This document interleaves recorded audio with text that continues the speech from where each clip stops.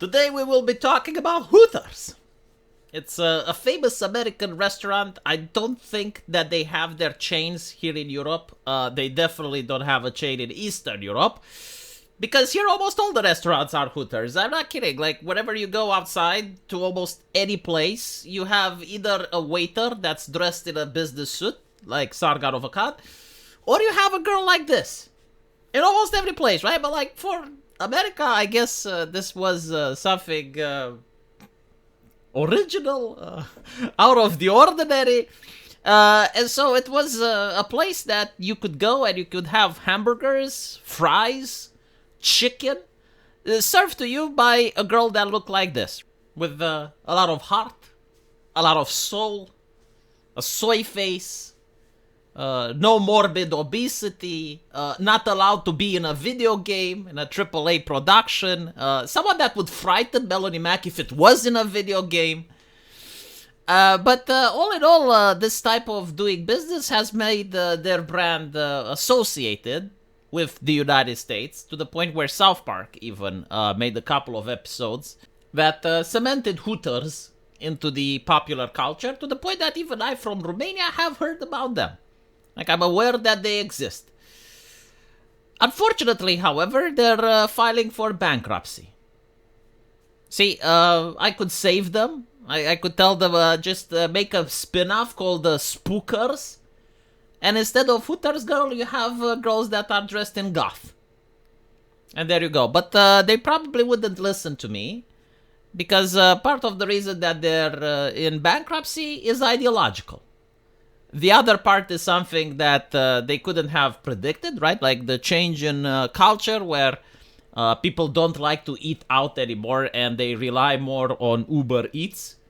And so it doesn't matter what ushkushi lady you hire to be the waitress. If people don't come to your establishment, then you're now losing your main weapon. Right? Your two main weapons are not available. The other reason is economical. The pandemic has done quite a significant number on the restaurant industry. But as I mentioned before, the last one was ideological. You see, there were many people that were intent on destroying American businesses. And those people would call this degenerate. I'm sorry, they didn't use the word degenerate at the time. They used the word problematic. And they would say that this is porn. I'm sorry, again, they didn't use the word porn at the time. They said that it's for the male gaze. And it's for the gooners. No, sorry, it's for the misogynists.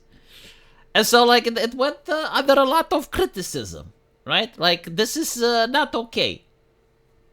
And so, in order to show that the people from Hooters are actually decent people, they're kind people, they started championing inclusivity. And part of that was to move away from the unrealistic depiction, right? Like, from the sinful imagery. And so, from my understanding, they started hiring all types of girls. Some of them with cellulitis, other a little bit more plump, more obese. But more interestingly, in order to show how liberal they are, they even started hiring trans women. And as you can see here, there's an article on The Independent, which talks about how an influencer reveals the most bizarre part at working at Hooters as a transgender. I've literally had customers straight up say the most transphobic rhetoric to me. So, in the very first line, you see an attack on the customer, like this is part of woke ideology. The customer is evil, he is sinful, he is demonic, the customer is the problem.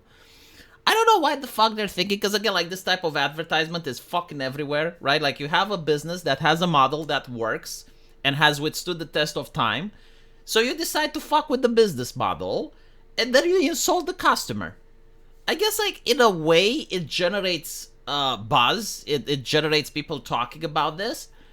But at the same time, I think they're expecting that, oh my goodness, no, is this real? Like, is there a trans person working at Hooters and they're getting criticism from the customer? Like, no other waitress experienced that.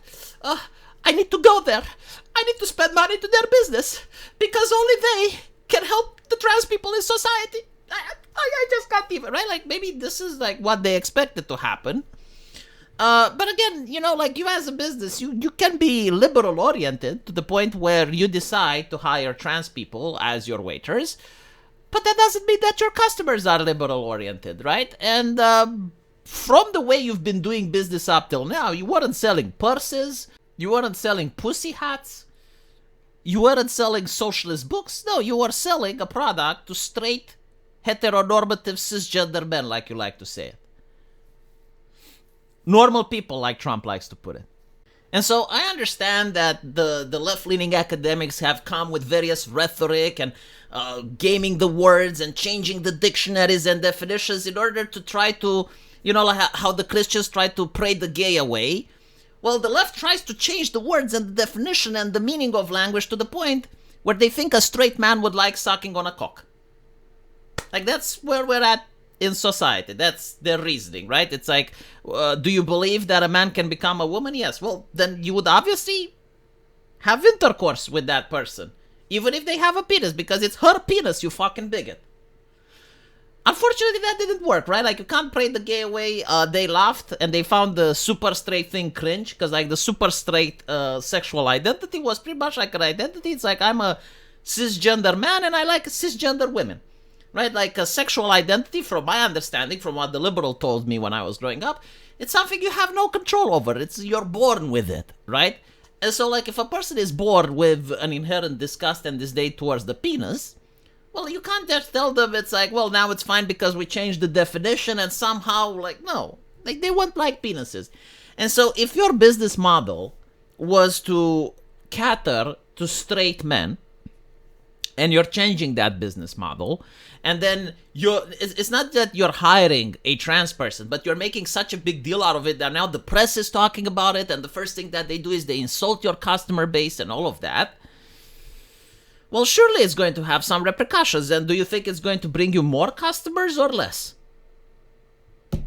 Again, like the ideological push to change the business model and the tactic wasn't the only reason why the store is going out of a business, but it definitely contributes.